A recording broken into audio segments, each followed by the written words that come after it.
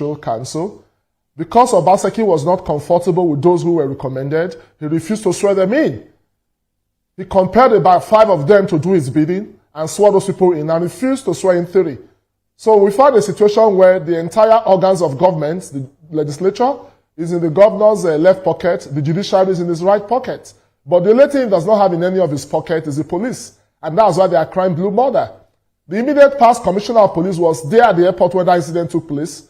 Instead of using the normal exit gate, he used the entry gate because he knew that they had stationed some vigilante people to lay an ambush. So the former commissioner, who was on the payroll of the governor did not have issues with him until he was removed. Because the present commissioner of police have refused to cooperate with him in their plan to rig the election, he's busy crying blue murder. There was also that incident that took place in Esan West, where members of our party, the APC, were in a rally. The local government chairman, because he felt threatened that it was his ward, his community, Ile, sent thugs there.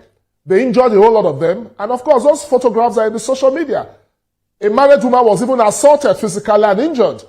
So the matter was reported to the police, and the man was arrested. They even found some firearms with him and some of his boys. The investigation went through, and the matter was taken to court. As we speak, they are being remanded, and you still have some of them running. And these fugitives, some of them are being housed in government house. I've mentioned names of some of the individuals in the past. One, Comrade Odion Laye, who is from my local government. That's a man that goes for political meetings carrying the pop action gun. In one of the meetings I attended when I was in the PDP, I confronted him. I would like you to restrain from making those very categorical, calling names and making those very categorical accusations. No, with profound respect. This was a man who openly said at a rally that Edo State would burn if somebody does not emerge winner. It's a matter of fact. I'm not talking, it's in the public domain. We also would like to get some of the reports we would take are the reports that will come from the police on this matter, and then whatever they put out, we will take them as the truth, but not just from not from you, because you are also a political player in the field. So restrain from those kind of allegations. But it does not prevent me from saying the truth.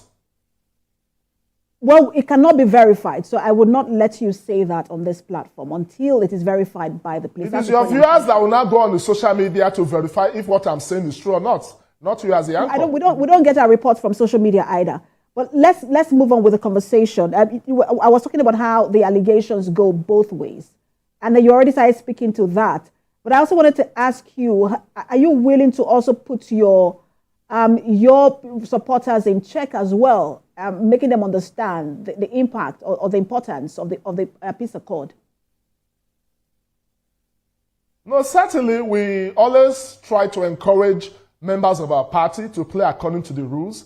Even when one of our members, as a spy police, made certain statements in that particular regalia, we reprimanded him.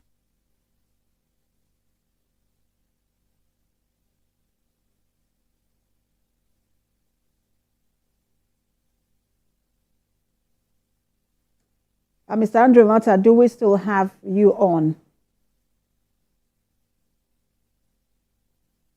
All right, it looks like we have lost connection with Mr. Andrew Emwanta. We'll take a break now and then try and reconnect with him, continue the conversation. Stay with us.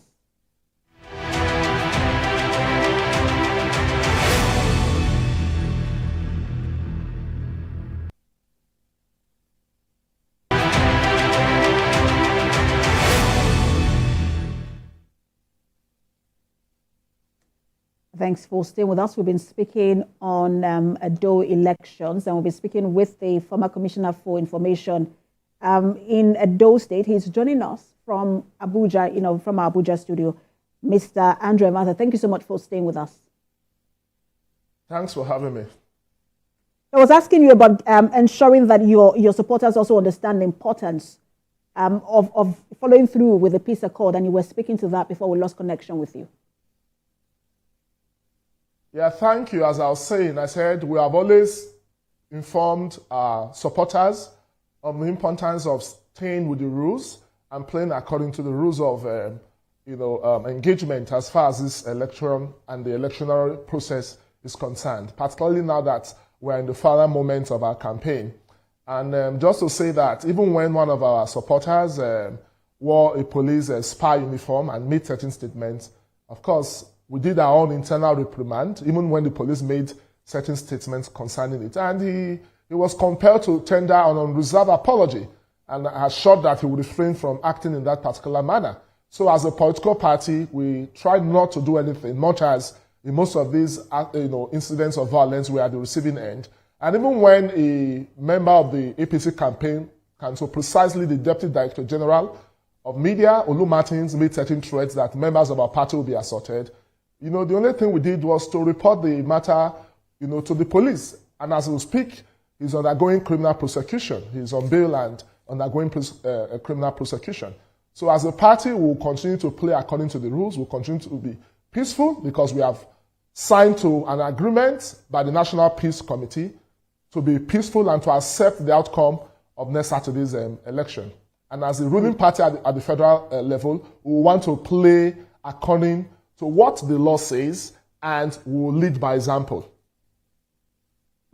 And so interesting you mentioned Olu Martins, because the last time I spoke with him, he mentioned that he was invited by the police and that he used that to buttress the point that it is only members of his party that have been invited by the police, that even when they make reports, your members of the APC are not invited. And I wanted to speak to that.